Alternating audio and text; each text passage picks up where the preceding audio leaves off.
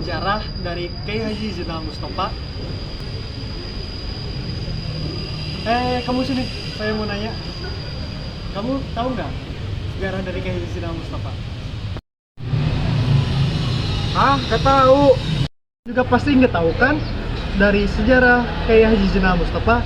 Nah, oleh karena itu saya akan menjelaskannya ya. Dengarkan semuanya.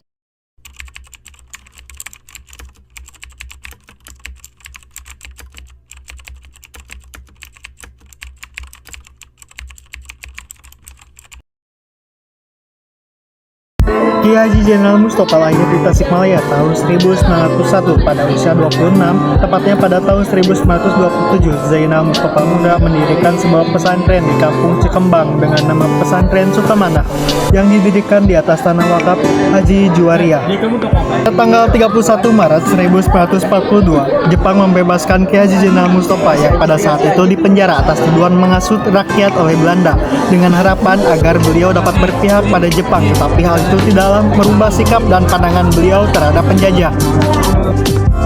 Setelah mengetahui sikap beliau, pemerintah Jepang mengirimkan satu regu pasukan bersenjata untuk menangkap Kiai Haji Zainal Mustafa dan para santrinya. Namun mereka gagal dan menjadi tawanan pihak Sukamana. Keesokan harinya, pada hari Jumat 25 Februari 1944, semua tawanan dibebaskan. Lalu kira-kira pukul 13.00 datanglah 4 orang kempetai. Mereka ini dengan cokaknya meminta agar Kiai Haji Zainal Mustafa menyerah dan mengembalikan senjata yang telah mereka rampas dari para tawanan. Tetapi para santri dan masyarakat sekitar menjawabnya dengan perasaan takbir dan langsung menyerang mereka. 3 orang kempetai mati, sedangkan 1 orang berhasil melarikan diri. Hingga menjelang asar, datanglah 6 kompi polisi istimewa yang didatangkan dari seluruh Jawa Barat, yang ternyata mereka adalah tentara bangsa Indonesia sendiri, yang langsung membuka salvo dan menghujani barisan santri yang hanya bersenjatakan bambu runcing. Menyadari yang datang adalah bangsa sendiri, Kiai Haji Zainal Mustafa memberikan komando agar para santri tidak menyerang sebelum mereka melewati jarak perkelahian.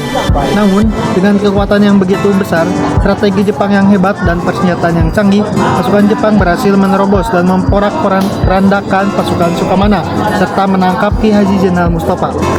Sebanyak 86 orang gugur dan dikebumikan dalam satu lubang di Taman Makam Pahlawan Sukamana. Sedangkan Kiai Haji Zainal Mustafa sendiri ditahan di penjara Tasikmalaya, kemudian dipindahkan ke Bandung, lalu dipindahkan lagi ke penjara Cipinang, dan setelah itu tidak diketahui di mana beliau berada. Atas usaha Kolonel Dr. Andos Nugraha Nato Susanto, Kepala Pusat Sejarah ABRI, pada tanggal 23 Maret 1970 dikemukakanlah data dari Kepala Kantor RFVeld Belanda bahwa Kiai Haji Zainal Mustafa telah menjalani hukuman mati pada tanggal 25 Oktober 1944 dan dimakamkan di Taman Pahlawan Belanda, Ancol, Jakarta.